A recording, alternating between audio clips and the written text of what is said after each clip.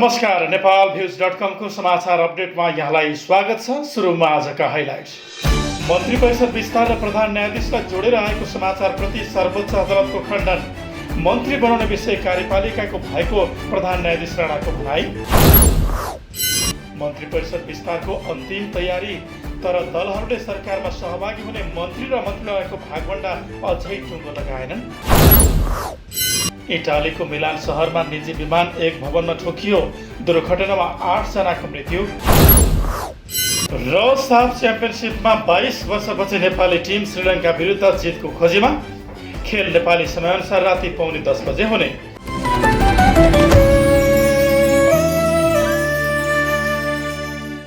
सर्वोच्च अदालतले मन्त्री परिषद विस्तार र प्रधान न्यायाधीशलाई जोडेर विभिन्न मिडियामा आएका समाचारमा आफ्नो गम्भीर ध्यानाकर्षण भएको बताएको छ। सर्वोच्चका प्रवक्ता बाबुराम दाहालले सोमबार प्रेस विज्ञप्ति निकाल्दै मिडियामा आएका समाचारमा ध्यानाकर्षण भएको जनाउनु भएको हो। त्यस्तो समाचार आउनु अत्यन्तै दुःखद र खेदजनक भएको विज्ञप्तिमा उल्लेख छ। प्रधान न्यायाधीश शैलेन्द्र शमशेर राणाले मन्त्री बनाउने विषय कार्यपालिकाको भएको र त्यसमा प्रधान न्यायाधीशको कुनै पनि हात नभएको बताउनु भएको छ।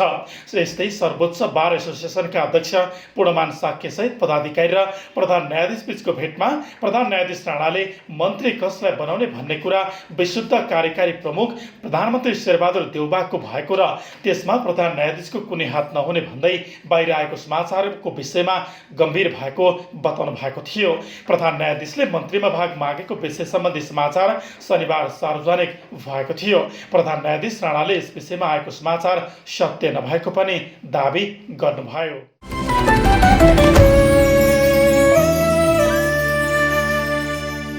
सरकारले मन्त्री परिषद विस्तारको अन्तिम तयारी थालेको छ। प्रधानमन्त्रीको शपथ लिएको 2 महिना बितिसक्दा पनि काङ्ग्रेस सभापति शेरबहादुर देउबाले सरकारलाई पूर्णता दिन सक्नु भएको छैन। यसबीचमा पार्टीभित्रैबाट आलोचना खेपिरहनु भएका देउबाले मन्त्री परिषदलाई पूर्णता दिने तयारी गर्नु भएको हो। नेकपा माओवादी केन्द्रका अध्यक्ष पुष्पकमल दाहाल प्रचण्डले चाँडै नै मन्त्री परिषद विस्तार हुने बताउनु भएको छ। सोमबार पार्टी निकट नेपाल बुद्धिजीवी संगठनको राष्ट्रिय भेलालाई सम्बोधन गर्दै प्रचण्डले आजै मन्त्री परिषद विस्तार हुने र शपथ पनि आजै हुने दाबी गर्नुभयो। लामो समयसम्म सरकार मन्त्री परिषद विस्तार हुन नसकेपछि सरकारको चौतर्फी आलोचना भइरहेको छ। गठबन्धन सरकारमा नेपाली काङ्ग्रेस, नेकपा माओवादी केन्द्र, नेकपा एकीकृत समाजवादी, जनता समाजवादी पार्टी जसपा र राष्ट्रिय जनमोर्चाका गरी 5 दलको गठबन्धन सरकारको नेतृत्वमा छ। अहिले मन्त्री परिषदमा 5 जना मात्रै मन्त्री छन्। काङ्ग्रेसबाट स्वास्थ्य राज्यमन्त्रीमा उमेश श्रेष्ठ छन्, काङ्ग्रेसबाटै गृहमा बालकृष्ण खाँड, परराष्ट्रमा डाक्टर नारायण खड्का र कानुनमा ज्ञानेन्द्र बहादुर कार्की छन्। माओवादी केन्द्रबाट अर्थ मन्त्रालयमा जनार्दन शर्मा र ऊर्जामा पम्फा भूषालले नेतृत्व गरिरहेका छन्। यसबाहेक 16वटा मन्त्रालयको नेतृत्व प्रधानमन्त्री देउबाले नै गर्दै आएका छन्। त्यस्तै 5 दलको गठबन्धनमा रहेका अन्य 2 दल माधव कुमार नेपाल नेतृत्वको नेकपा एकीकृत समाजवादी र उपेन्द्र यादव नेतृत्वको जनता समाजवादी जसपाले सरकारमा सहभागी मन्त्रीको नाम नै टुङ्ग्याउन बाँकी रहेको छ।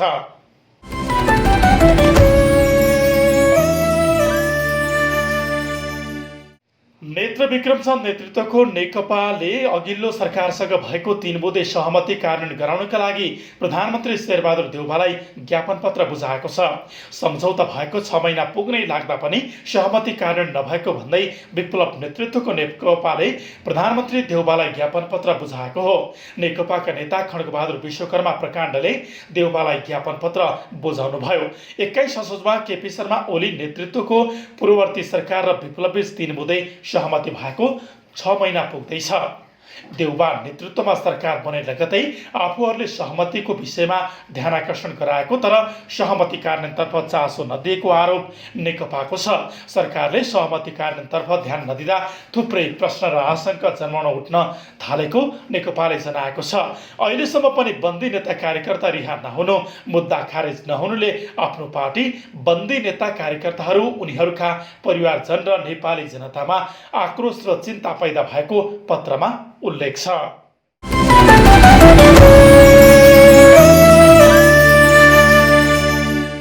परराष्ट्र मन्त्री डाक्टर नारायण खड्काले सिन्धुपाल्चोक स्थित नेपाल चीनको तातोपानी भन्सार नाका खोल्नको लागि चिनिया पक्षसँग कूटनीतिक पहल थाल्ने बताउनु भएको छ। सोमबार काङ्ग्रेसका केन्द्रीय सदस्य मोहनबहादुर बस्नेत र सिन्धुपाल्चोक जिल्लाका व्यवसायीसँग भएको भेटमा मन्त्री खड्काले बाढी पहिरोले तहस-नहस बनाएको तातोपानी नाका सुचारू गर्न सके सिन्धुपाल्चोकको आर्थिक अवस्था सुधार हुने भन्दै भन्सार नाका खोल्नका लागि चिनिया पक्षसँग कूटनीतिक पहल गर्ने बताउनु भएको हो। मन्त्री खड्काले यस विषयमा सरकारले संवेदनशील भएर सम्बोधन गर्ने प्रयास गरेको उल्लेख गर्नुभयो। दिनमा 10-12वटा मात्रै कन्टेनरहरू मात्रै रिलिज गर्ने, अब 20वटा भनेको टार्गेट दिनमा एउटा गर्दाखेरि त अर्को 10-12 दिनसम्म त अब कति आइपुग्ला र त्यसकारण यसलाई म अत्यन्त जोरदार रूपमा मेरो पहिलो इस्यु नै उनको कुरा सुनिसकेपछि हाम्रो द्विपक्षीय कूटनीतिक कुराहरूको एउटा प्रारम्भिक चरण सकेपछि पहिलो कुरा नै म चाइनिज राजदूतसँग यो कुरा राख्छु र तपाईँहरूले हाम्रो चाडबाडको संवेदनशीलता र हाम्रो चाहिँ अर्थतन्त्रको र खास गरी त्यो क्षेत्रको अर्थतन्त्रलाई धेरै ठुलो प्रभाव पर्ने भएको हुनाले यसमा तपाईँहरूले बडो संवेदनशील भएर पूर्ण सद्भावका साथ हामीलाई यतिखेर यो चाहिँ कन्टेनरको सङ्ख्या बढाइदिन पनि अत्याधिक रूपमा बढाइदिनको लागि म अनुरोध गर्छु।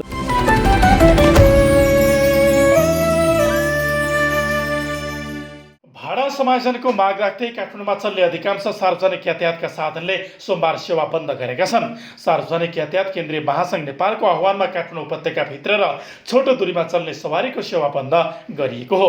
यातायात व्यवसायीले उपत्यकाका विभिन्न स्थानमा सडकमा नै आफ्ना बस तथा ट्याक्सी लगायतका सवारी रोकेका छन्। व्यवसायीको प्रदर्शनको कारण चक्रपथमा गाडीको आवागमन प्रभावित भएको छ। अन्य समयको तुलनामा सोमबार गाडी कम हुँदा सडकमा सर्वसाधारण समस्यामा परेका छन्। ट्याक्सी यातायात व्यवसायी टेकराज चौडारीले पटक पटक भाडा समायोजन गर्न आग्रह गर्दा सरकारले माग पूरा नगरेपछि आन्दोलनमा जानु परेको बताउनु भयो। ट्याक्सी मात्रै नभएर सम्पूर्ण सार्वजनिक यातायात व्यवसायी महासङ्घको निर्देशन अनुसार हामीले आज पहिलो चरणको आन्दोलन गर्दैछौँ र आजको आन्दोलनबाट पनि कुनै पनि माग सम्बोधन नभए हामी चाहिँ लगातार माग सम्बोधन नहुन्जेलसम्म 7 दिन 8 दिन दसैँभरि पनि हाम्रो गाडीहरू आज यो खसभेजको भएर केही थोरै सवारी साधन मात्रै यहाँ उपस्थित भएका छन् र भोलि यो सम्पूर्ण रोडै अस्तव्यस्त हुने गरी हाम्रो सबै चालक सहचालक यातायात व्यवसायी महासङ्घका केन्द्रीय अध्यक्षदेखि लिएर व्यवसायी सङ्घका साथीहरू सबैजना आएर हामीले यो आन्दोलनलाई सफल बनाउनको लागि सबैलाई आह्वान पनि गरेका छौँ।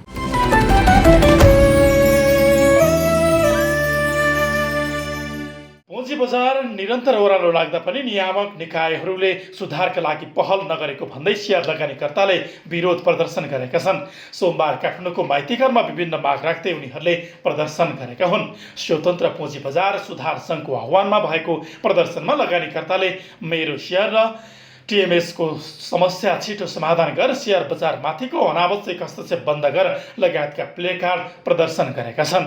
यसअघि असोज 6 गते पुँजी बजार सुधार सङ्घर्ष समितिले धितोपत्र बोर्डमा विभिन्न माग राखी ज्ञापन पत्र पेश गरेको थियो। आफ्ना माग 5 कार्यदिनभित्र सम्बोधन गरिने भनिए पनि अहिलेसम्म व्यवहारमा लागू हुन नसकेको लगानीकर्ताको आरोप छ। उनीहरूले लगानीकर्ताको मागको बारेमा कुनै सुनवाई नभई निरन्तर विरोध गर्ने बताएका छन्। केन्द्रीय ब्याङ्कको पुँजी बजार विरोधी नीतिले सेयर बजार धरापमा परेको उनीहरूको आरोप छ।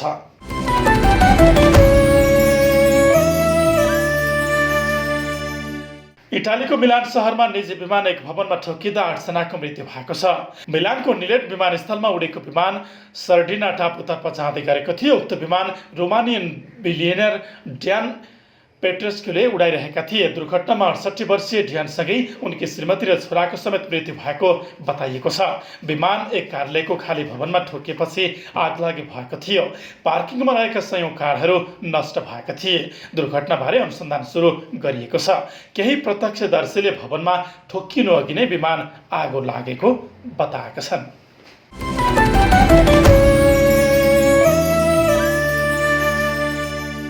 श्रीलङ्कन फुटबल टिम पछिल्ला वर्ष खराब नतिजाबाट गुज्रिरहेको छ। सन् 2021 मा सबैभन्दा बढी खेलेको खेलमा पराजित भएको श्रीलङ्का फिफा वरियतामा पनि खस्कदो अवस्थामा छ। श्रीलङ्का विश्व वरियतामा 205औं स्थानमा रहेको छ। एसियाली देश र दक्षिण एसियाली देशको वरियतामा श्रीलङ्का पुच्छारमा रहेको छ। श्रीलङ्काबाट सुरु भएको 13औं संस्करणको साथमा पनि श्रीलङ्काको सुरुवात सुखद रहेन। पहिलो खेलमा श्रीलङ्कालाई बङ्गलादेशले 1-0 ले पराजित गर्यो। पछिल्लो वर्षमा खराब अवस्थामा रहेको श्रीलङ्काले नेपाली फुटबल टिम विरुद्ध भने बलियो इतिहास छ। हिजो खेलमा आयोजक मालदिप्सलाई हराएको नेपालको लक्ष्य सोमबार श्रीलङ्का विरुद्धको खराब इतिहासलाई सुधार गर्नुहुनेछ। सोमबार मालेस्थित राष्ट्रिय रङ्गशालामा नेपाली टिम जितका लागि मैदान उत्रिने प्रशिक्षक अब्दुल्लाह अल मुतैरीले बताएका छन्। खेल नेपाली समयानुसार राति 9:45 बजे हुनेछ। साथमा नेपाल र श्रीलङ्का बीच अहिलेसम्म 5 पटक प्रतिस्पर्धा भएको छ। तीमध्ये नेपालले 3 खेलमा हार र 1 खेलमा बराबरी र 1 खेलमा जित हात पारेको छ। साथमा नेपालले पछिल्लो पटक सन् 2015 मा श्रीलङ्का विरुद्ध खेलेको थियो। सो खेलमा नेपाल 1-0 गोलले पराजित भएको थियो। नेपालले सन् 1979 को साथमा श्रीलङ्कालाई हराएको थियो। भारतमा भएको खेलमा नेपाल 3-2 ले विजयी भएको थियो। सो खेलमा नेपालका लागि नरेश जोशीले ह्याट्रिक गरेका थिए। त्यसै त नेपालले साफमा श्रीलङ्कालाई हराउन सकेको छैन। समग्र तथ्याङ्क हेर्ने हो भने नेपाल र श्रीलङ्का बीच 17 भिडन्त भएको थियो, जसमा नेपाल 3 खेलमा मात्र विजयी भएको छ। 8 खेलमा बराबरी सकिँदा नेपाल 6 खेलमा पराजित भएको छ। यसपटकको साथमा नेपालसहित भारत, बङ्गलादेश, श्रीलङ्का, आयोजक मालदिप्स गरी 5 टिम प्रतिस्पर्धामा रहेका छन्।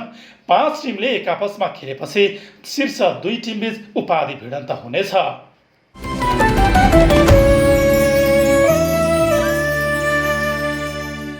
पूर्व फिफा रेफ्री लभ खत्रीको निधन भएको छ।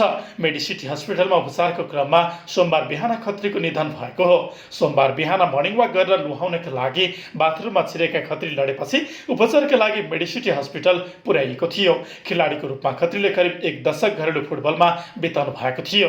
उहाँले सन् 2008 मा फिफा रेफ्रीको ब्याज प्राप्त गर्नु भएको थियो। उहाँ करिब 1.5 दशक रेफ्रीको भूमिकामा घरेलु तथा अन्तर्राष्ट्रिय फुटबलमा सहभागी हुनुभएको थियो। खत्रीको निधनपछि उहाँको पार्थिव शरीरलाई एन्फा कम्प्लेक्समा राखिएको थियो।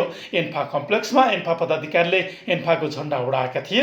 एन्फा अध्यक्ष कर्मा छिरिङ शेर्पाले खत्री सबैभन्दा राम्रो रेफ्री भएको र एन्फाले सदैव सम्झने बताउनुभयो। त्यस्तै पूर्व फुटबल खेलाडी उपेन्द्रमान सिंहले खत्री अत्यन्तै मिलनसार व्यक्तित्व रहेको र नेपाली फुटबल जगतमा उहाँको योगदान अविस्मरणीय रहेको बताउनुभयो। मैले उहाँलाई सम्झिनु पर्दाखेरि म आफै खेलेको खेलमा पनि उहाँले धेरै गेमहरू खेलाइसक्नु भएको छ हैन। उहाँ एउटा आफ्नो इमान्दारका साथ एउटा चाहिँ गेम खेलाउने व्यक्तिको रूपमा मैले लिएको छु। तर आज उहाँको निधनले आज हामी सबैजना स्पष्ट भएको छ। खत्रीले सन् 2018 मा रेफ्रीबाट अवकाश लिनु भएको थियो। त्यसपछि उहाँ रेफ्री प्रशिक्षकको भूमिकामा काम गर्दै आउनु भएको थियो। उहाँका एक श्रीमती र एक छोरा रहेका छन्।